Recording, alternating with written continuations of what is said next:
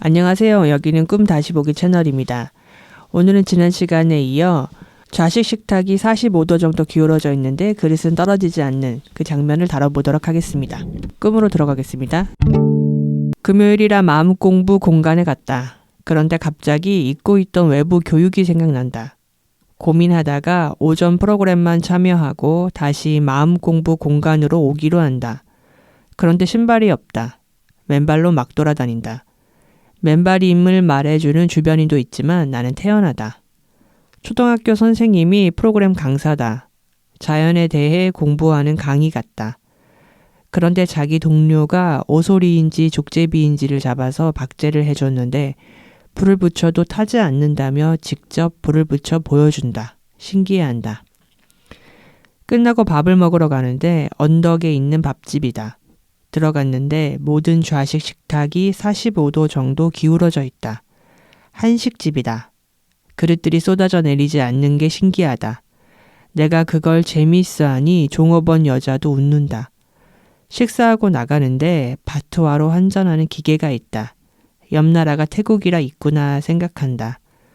분명히 배경이나 사람들이 한국이었는데 꿈에서는 여기가 캄보디아라고 생각한다. 자동인 줄 알고 이것저것 누르다가 뒤에 기계를 조종하는 사람이 있는 걸 보고 당황한다. 지난 시간에 다뤘던 불타지 않는 박제에 이어서 이번 장면도 좀 신기한 장면이에요. 식탁이 45도로 기울어져 있고 이것은 굉장한 긴장감을 유발한다고 생각을 했는데 근데 여기가 또 한식당이고 좌식 식탁이 있잖아요.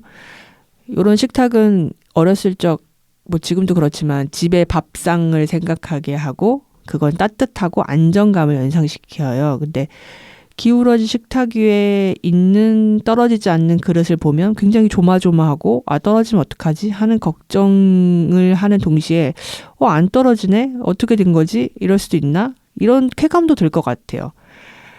그러니까 초등학교 선생님과 마찬가지로 이 장면도 내 생각에 좀 균열을 일으키는 자극이 되지 않나? 이런 생각이 들었는데 이게 밥상이 뒤집어지는 과정 같기도 했고 뭔가 기존의 생각을 뒤집나? 이런 생각도 했거든요. 그래서 이때 일어나는 긴장감 그리고 그걸 버틸 때 쾌감 저는 이런 게 연상이 됐는데 이 장면은 뭘 말하는 건가요? 불에 타지 않는 동물 박제와 마찬가지로 45도로 기울어진 좌식 식탁도 자연의 법칙을 거스르고 있습니다. 불에 타지 않는다는 것은 불이 그 형태를 허물어뜨리지 못하는 즉 불을 붙였음에도 그 모습을 계속 유지한다는 뜻입니다. 45도로 기울어진 좌식 식탁 위 그릇이 바닥으로 떨어지지 않는다는 것은 그 공간을 지배하는 법칙에 영향받지 않는다는 뜻입니다. 공간을 지배하는 법칙을 따를 수 없는 것은 공간에 대한 신뢰가 없기 때문입니다. 공간이 안전과 안정을 제공하지 않기 때문입니다. 그 공간에서 파괴되고 상처 입을 가능성이 높기 때문이죠. 45도로 기울어진 좌식 식탁은 상다리가 부러져 한쪽으로 처박힌 상이라고 묘사될 수도 있었습니다. 아니면 밥상을 엎기 직전의 모습을 연상시킵니다.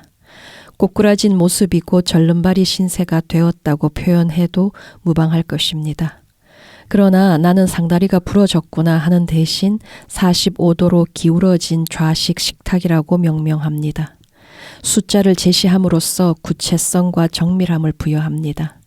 이제 45도로 기울어진 좌식 식탁에 대해 우리는 그 목적과 의도를 짐작해야 하는 바 혼란스러워집니다.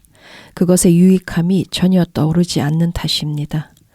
그렇게 설계된 선량한 의도를 찾아야 할 숙제를 떠안은 기분이 되고 맙니다. 폐업 직전에 있는 식당에 들어가게 된 것인가 라고 넘겨서는 안 될 것만 같습니다. 45도로 기울어진 좌식 식탁 위에 놓인 그릇들은 아래로 쏟아져 내리지 않습니다. 나는 그 모습을 신기하게 여깁니다. 식당을 나가지도 않았고 식사를 했다고 생각합니다. 45도는 꽤 가파른 경사입니다. 때문에 45도로 기울어진 좌식 식탁 위에 놓인 그릇이 우리가 아는 형태라면 음식을 담을 수 없습니다. 그릇을 식탁 위에 고정시키는 작업은 차라리 쉬운 축에 속합니다. 그러나 음식은 고정된 형태를 가지는 것도 아니며 그 특성상 고정시킬 수 없습니다. 더군다나 한식 상차림은 반찬의 가짓수가 다양하고 많다는 특성을 갖습니다. 꿈속 식탁 위에 놓인 무수한 그릇들은 텅 빈 채로 허하게 있는 것만 같습니다. 식탁 위는 그릇을 위한 세상이며 각각의 그릇은 제 쓰임을 가지고 있습니다. 그 쓰임과 역할에 따라 식탁 위 한 자리를 배정받게 되는 것입니다. 그릇이 담고 있는 음식의 특성에 따라 자리를 잘 잡을 때 근사한 한상 차림으로 완성되는 것입니다. 식탁은 튼튼하고 굳건하여 그릇들을 잘 떠받쳐야 합니다. 좌식 식탁에 붙어버린 그릇들, 나는 이를 신기하게 바라보지만 이 이미지는 우리로 하여금 인간 심리의 도살인 불신에 대해 사유하도록 이끄는 것 같습니다. 식탁은 그릇을 안정적으로 지지하고 받쳐 주어야 한다고 했습니다. 그러나 자신의 책무를 제대로 이행하지 못하는 절름발이 신세, 불구가 된 식탁입니다. 이때부터 그릇은 겁에 질립니다. 그릇은 자신을 보호하는 데 급급해진 나머지 자신의 역할과 의무를 내팽개칩니다. 혹시라도 죽 미끄러져 상 아래로 떨어지는 순간 두 동강 나거나 어떤 식으로든 상처 입게 될 것이 뻔히 예상되는 마당에 다른 고민을 허용할 수가 없습니다. 어떻게든 길을 쓰고 상 위에 붙어 있는 수밖에는 길이 없습니다. 주어진 환경이 극도로 불안정하고 그로 인해 생존이 크게 흔들릴 때 자신의 쓰임과 길, 사명이나 소명 같은 것은 순식간에 사라집니다. 생존을 책임진다고 여겨지는 이에게 바싹 달라붙어 매달리는 수밖에는 없습니다. 어떤 일이 있어도 떨어질 수 없습니다. 분리를 기대하거나 계획할 수 없다는 뜻입니다. 꿈속 나의 태도에서 건강한 의문이나 문제 해결적 시선과 시도가 전혀 느껴지지 않는다는 점에 놀라지 않는 이유입니다. 꿈속 무수한 그릇들은 애초 자신이 어떤 목적으로 세상에 왔는지를 알기가 어렵게 되었습니다. 자신의 처지가 극도로 불안정해진 탓에 자신이 주로 어떤 음식을 담는 용도로 만들어졌는지를 고민하는 문제는 중요한 고민거리로 대두되지 않는 것입니다. 음식 자체를 거부한다는 것은 세상에서의 쓰임을 고민하지 못한다는 뜻입니다. 하여 꿈속 식탁과 그릇의 이미지는 부모와 자식의 관계를 떠올리게 합니다. 식탁은 세상에서 굳건하게 서 있어야 하고 그러할 때 그릇에게 더할 수 없는 안정감과 든든함을 제공하게 될 것입니다. 그리 되면 그릇은 자신의 역량과 세상에서의 쓰임을 고민하면서 자신만의 길을 모색할 수 있고 세상의 한 구성원으로서 건강하게 살아가는 힘도 길러지는 것입니다. 사람의 도량이나 마음의 품새를 그릇에 비유하곤 하는데 자신의 크기와 한계까지도 인정하고 받아들이는 힘도 부모가 제공하는 든든한 안정감을 신뢰할 때 가능한 것입니다. 안타깝게도 꿈속 좌식 식탁은 절름발이 신세입니다. 식탁은 그 자신의 세상에서 절름발이 신세로 살아가는 것만 같습니다. 그것도 균형이 극심하게 무너진 가운데 거의 한쪽으로 처박히는 모습을 하고 있습니다. 또는 앞으로 꼬꾸라진 모습을 연상시킵니다. 나는 이를 신기하게 여깁니다. 신기하다는 것은 이전에 한 번도 보지 못한 모습과 맞닥뜨렸을 때 갖는 감정이라 하겠습니다. 그런데 내가 맞닥뜨린 그 모습이 부정적이라면 어떤 식으로든 손을 써서 상황을 바로잡고 싶을지도 모르겠습니다. 그러나 꿈속 나는 절름발이 식탁을 너무 쉽게 받아들입니다. 45도 정도로 기울어져 있다고 구체적인 수치까지 부여함으로써 내가 마주한 상황의 문제점을 흐리는 것입니다. 하여 꿈속 종업원의 웃음에는 당신 이런 밥상을 많이 경험해 봤나 보네 하는 의미를 담고 있는 것 같습니다. 절름발이 식탁에 대단히 익숙한 내가 감지된다는 것입니다.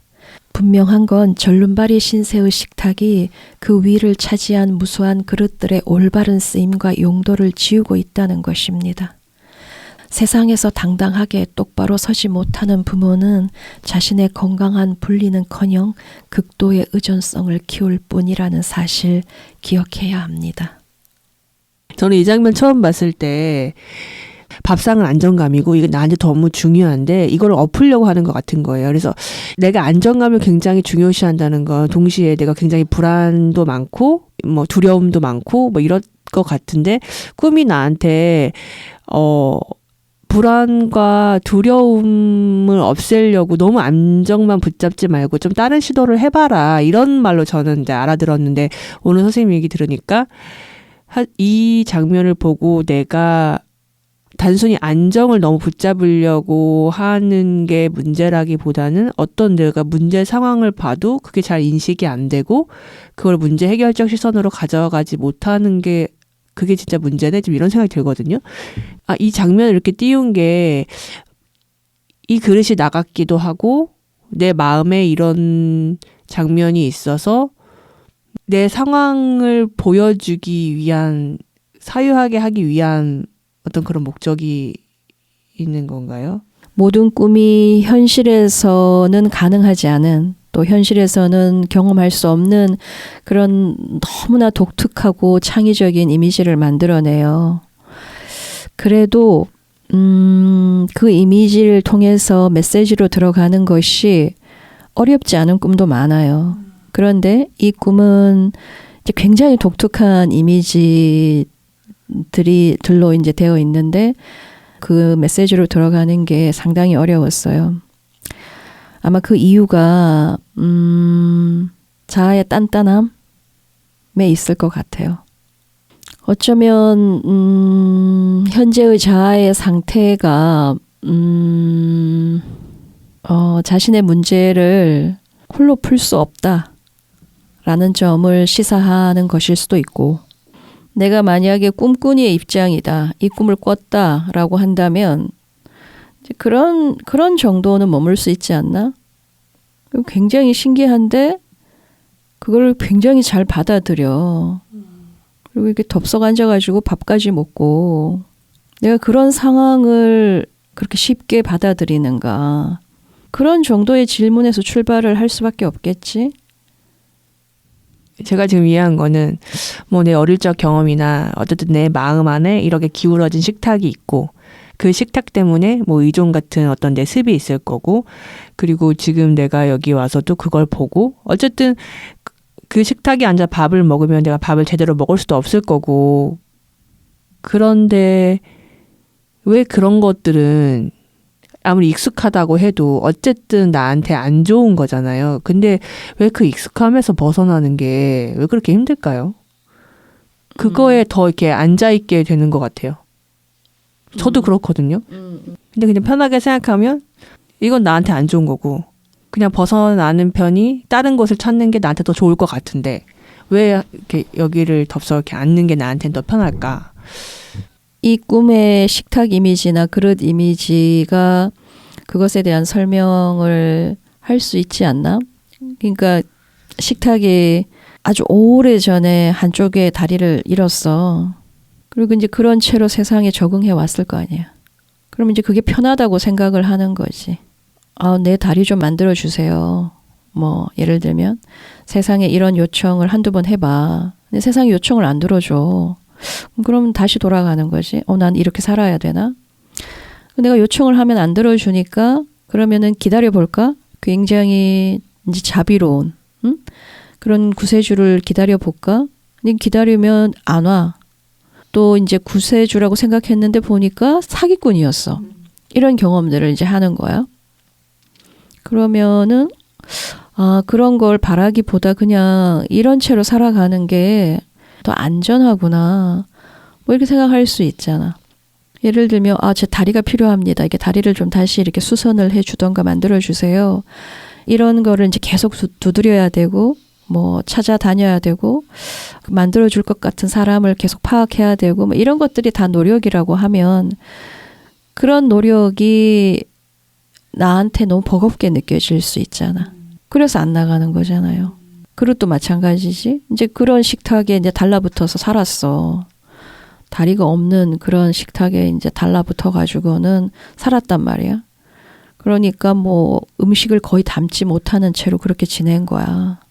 그러니까 이제 그런 자신의 원래 모습은 이제 그런 거라고 생각을 하는 거지.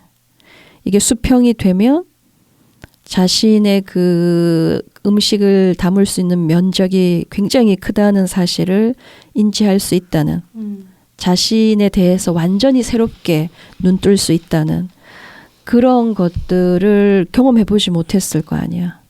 경험해보지 못했으니까 누군가 이제 조언을 해줘. 야, 식탁만 이렇게 고르게 수평으로 되면 너도 이제 수평이 되거든.